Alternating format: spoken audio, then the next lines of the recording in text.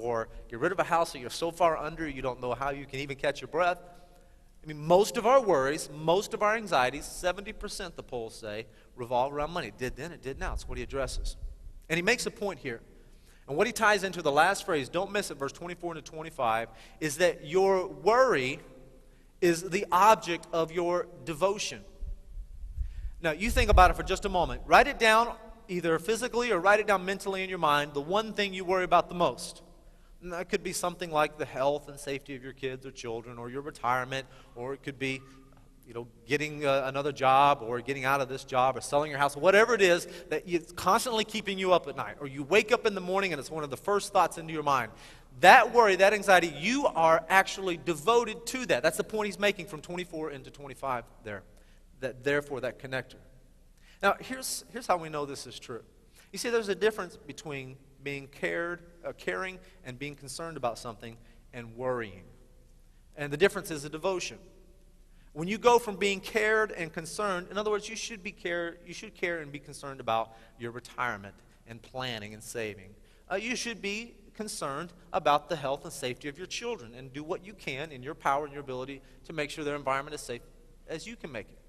You should be cared and concerned about those things, but when you become consumed with anxiety, with worry, with fear, when it begins to affect you in that way, you have shifted to a worship and a devotion of that object.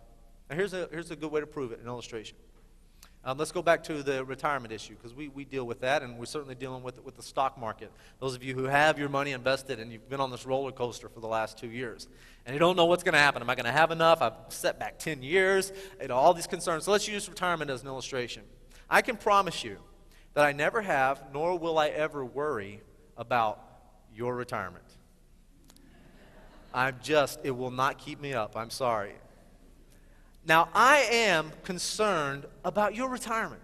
I want you to be able, during the golden years of your life, have more time, flexibility. When your health fails, you're not able to work in your occupation. I want you to have that cushion. I think it's wise. I encourage you to do what you can to make sure that happens. I'm concerned, but I'm not worried. What's the difference? I'm not devoted to your retirement. I'm not devoted. It does not have that controlling effect on me. And whatever it is, I'm not worried about your children. I'm cared and I'm concerned about them. I want them to be safe. I want them to be healthy. I want them to have good schools. I want them to go to college. I want them to do well. I want them to marry the right person. I'm cared. I'm concerned. You share with me, I'll share your concern. But I will never worry about your children. Why? I'm not devoted. I don't worship them like you do. And you shouldn't. And what he makes a point here that's clear, and I like how he uses 3 examples. And by the way, these 3 issues that Jesus mentions in verse 25, the food, drink, and clothing, those were the number 1 issues of the day.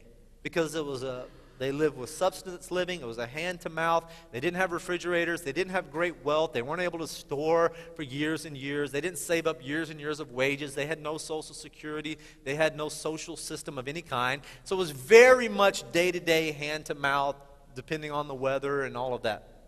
So for them, getting something to eat, getting something to drink, and having something to wear was top on the needs list. And of course, that's contextualized to that time and that day. We could substitute any of our major concerns there. It would be the same thing, and they would all have one thing in common. They're all temporary.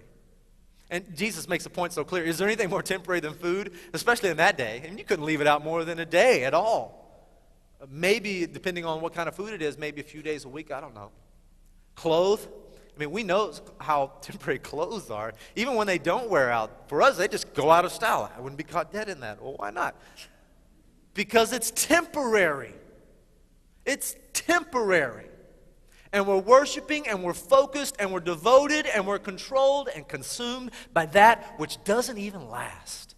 It's a sin, Jesus points out, and it's a sin of idolatry, shifting your devotion from the God who provides, cares, and protects to something that's temporary. The second thing we notice, letter B, if you're following along, is that disbelief. Disbelief. To worry is to doubt that God cares. Pick it up again in verse 25. The last part there into verse 26. Is not life more important than food, and the body more important than clothes? Now, he's reminding us what's really important. Look at the birds of the air. They do not sow or reap or store in barns, and yet your heavenly Father feeds them. Notice he didn't say the creator of the universe feeds them. He's reminding them of the personal nature. Your personal God, your Father feeds them. What do you think your Father will do for his children? Are they not much more valuable than they? And there's the question. Do you think God is more concerned about you than the birds? There's a passage in Luke chapter 12, very similar. Jesus says this. He states, "Are not 5 sparrows sold for 2 pennies? Yet not one of them is forgotten by God. Indeed, the very hairs on your head are numbered." And he states this in Luke 12:7. "Do not be afraid. You are worth more than many sparrows." In case you missed that, you follower of God and of Jesus Christ. Now, here's what Jesus is doing. We might miss it because of some of the rhetoric style of the day and the method that he's using here. What Jesus is doing, he's pointing out a belief that they all have in common, a foundational belief. Okay, now remember, I said this is for people who already believe in God. They follow Jesus. They believe that Jesus is God's Son, sent here to save us, for us to follow him. You already believe that. We know this is the audience to whom he's addressed. Now what he says is you already know that God feeds the bird and clothes the flowers. You know that. That's basic bedrock foundational belief. And he goes on in verse 26 there. Or verse 27. Read on. "Who of you by worrying can add a single hour to his life?" And some of you might say, "I think I have subtracted hours from my life because of worry." And why do you worry about the clothes? And he goes on. "How the lilies of the field grow, they do not labor or spin, yet I tell you that not even Solomon in all his splendor was dressed like one of these.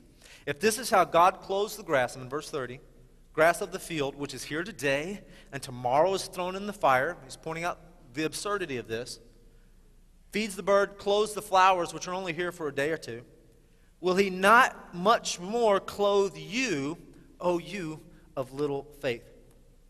That's a very interesting word there. I always love doing word studies. And what's most fascinating about that phrase there, it's translated, "O you of little faith." It's actually one word. It's a compound word. Okay?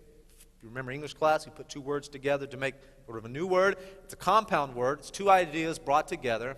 And the interesting thing about this word is that it doesn't appear in the Old Testament Greek, in the Septuagint. It appears nowhere else in the New Testament Greek. And there are no known sources to where this Greek word shows up ever.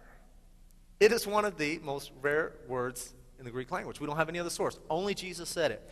And there is a reasonable assumption that Jesus just made that up on the spot. And almost like he made up a nickname. You're a little faith guy. You're a little faither person. You're so absurd, I've got to make up a new name for you. Because you see the birds and you see the flowers and you believe in a personal God and you believe that he loves you enough to send his son Jesus. And of course, Jesus is there as representative of God. You believe all these things that I don't even know what to call you other than just a little faither. I don't even know a word. There's no word to describe how absurd you're acting. And it's almost a little bit of satire here. And he's poking fun at them a little bit because they're so foolish in the way they mistrust God, in their disbelief of God. Most of us can remember, at least sometimes in our life, when God has been faithful. Here's what's interesting about our life, though. Your whole life, from the time you were born, has been filled with uncertainty. Now, you just take for granted that you had a mom and dad that fed you and clothed you and sent you to school and all the things that you had. And increasingly, as you got older, you begin to realize just how vulnerable you are, just how unpredictable and uncertain life is. And which is probably the reason the older we get, the more we worry, because we know too much. We know too many examples and too many scenarios of so-and-so that this happened. And so our worry sort of increases as our knowledge and awareness of our own vulnerability increases. And what we fail to do, that in all the times we were in ignorant bliss, that God has brought us along, that was God. You know, I'm looking at an audience here that's well-fed, that's well-clothed, and is at least healthy enough to come in this room. God has been good to you. God has been faithful to you in many ways and in many scenarios, and we completely forget. We don't know him.